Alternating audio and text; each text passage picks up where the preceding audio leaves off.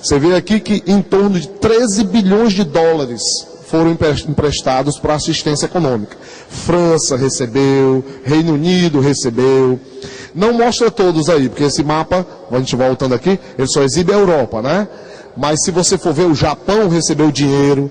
Todos os países que tinham um certo temor para que viessem a se tornar socialistas, receberam dinheiro.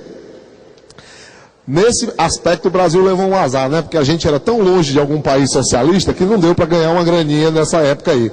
Mas, por exemplo, quem foi que recebeu o dinheiro dos Estados Unidos porque ficava perto da China? Que a China era socialista. O Japão recebeu dinheiro. Olha os países que eu vou citar. Japão, Coreia do Sul, Singapura recebeu da Inglaterra, certo? Taiwan recebeu também da Inglaterra e dos Estados Unidos, tá? E ainda podemos citar Hong Kong. Esses países que eu citei são todos hoje considerados países desenvolvidos. Eles tiveram um crescimento econômico muito grande. E uma parte do dinheiro veio desse plano Marshall, certo? Mas se o país estava longe de algum país socialista forte, não tinha por que emprestar dinheiro, certo? Esse plano foi o começo da inimizade. É mais ou menos o seguinte, você tem que imaginar o que os soviéticos pensaram. É mais ou menos como você está formando um time de futebol. E aqui tem um cara que é um jogador muito bom. E aí o que você faz? Para evitar que ele vá para o time do outro, tu compra ele com algum favor, alguma coisa. Na hora que você fizer isso, o pessoal do outro time que queria contratar esse jogador antes de você, já sabe que você fez isso para prejudicá-los. Então a raiva vai começar a existir entre Estados Unidos e União Soviética. Inicia-se com isso aí a chamada Guerra Fria. Em pouco tempo, a Europa está desse jeito que você está vendo no mapa. Dividida em países capitalistas, olha só. Esse grupo aqui, dessa cor, todo capitalista. E esse grupo, do lado de cá, todo socialista. Mas eu estou falando dessa história de capitalismo e socialismo e não estou explicando o que é, né? Então é importante que a gente compreenda o que é ser um país capitalista, o que é ser um país socialista. Tem gente fazendo passeata na Rússia para voltar ao socialismo, certo? Uma moça que veio de lá, deu uma entrevista na rádio aqui, eu não me lembro agora qual, e ela estava contando os benefícios do tempo do socialismo. Então essa história de socialismo vai voltar à tona para os vestibulares. É importante que você saiba o básico. Só as características mais importantes. Por que que eles eram diferentes dos capitalistas? Primeiro de tudo, vamos nos situar. O Brasil é um país o quê?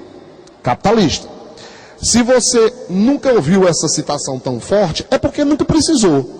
A gente não tinha esse grande problema aqui, de capitalistas e socialistas brigando entre si.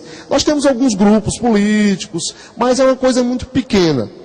O ponto é que, o que é ser capitalista? Quer ver como você vai se identificar rapidamente com ser capitalista? Simples. Primeira coisa que tem no capitalismo, economia de mercado. O que é essa economia de mercado? Economia de mercado, toda criança aprende fácil, ligeirinho, sem nenhum professor ensinar. Essa economia de mercado é aquela economia que tem a lei da oferta e da procura. Como é que é a lei da oferta e da procura? Essa é a mais fácil e a mais importante do capitalismo. A lei da oferta e da procura é aquela que o preço dos produtos aumenta quando existe muita gente procurando por aquele produto. E diminui quando as pessoas não procuram. Vamos dar um exemplo típico. Período do Dia das Mães. Dia das Mães, produtos que estão relacionados com, principalmente, a beleza feminina, como perfumes, flores, tudo isso aumenta de preço. Outro período melhor, começo de aula, todo o material escolar aumenta de preço. Por que eles aumentam exatamente nessa época? Porque eles sabem que nessa época vai ter um monte de gente procurando, certo? Agora, se você vai comprar essas coisas fora da época em que existe a grande procura, eles tendem a ter uma queda. porque tem menos gente procurando, então tem que haver uma oferta. E quem oferece tem que baixar de preço. Certo? Isso é lei da oferta e da procura. Aí vamos fazer um paralelo.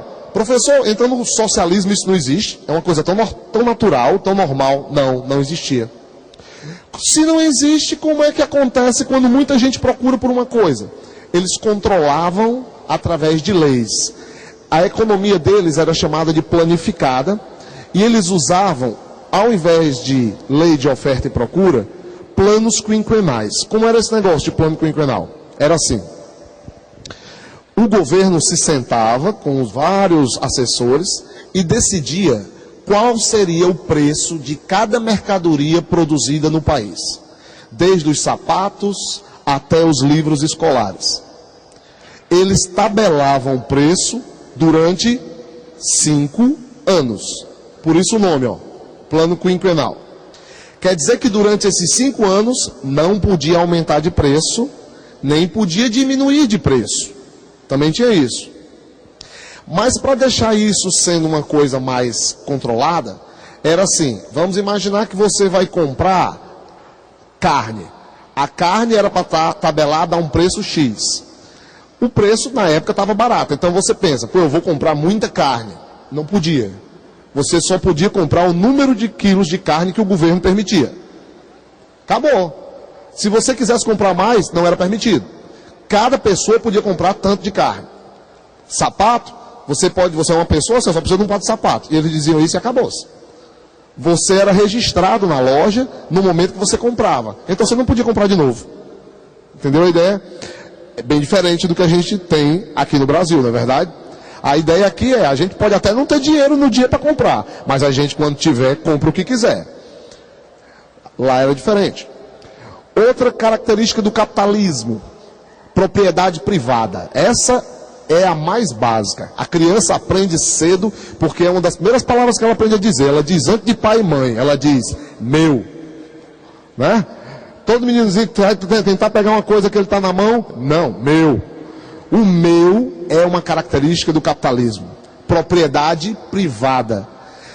É claro que as pessoas tinham suas propriedades no socialismo, mas coisas maiores como casas, empresas, terrenos, você não podia ter.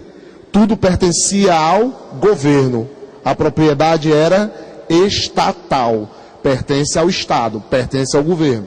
Peraí, professor, assim é demais. Quer dizer que se eu trabalhasse muito, se eu trabalhasse um bocado, né?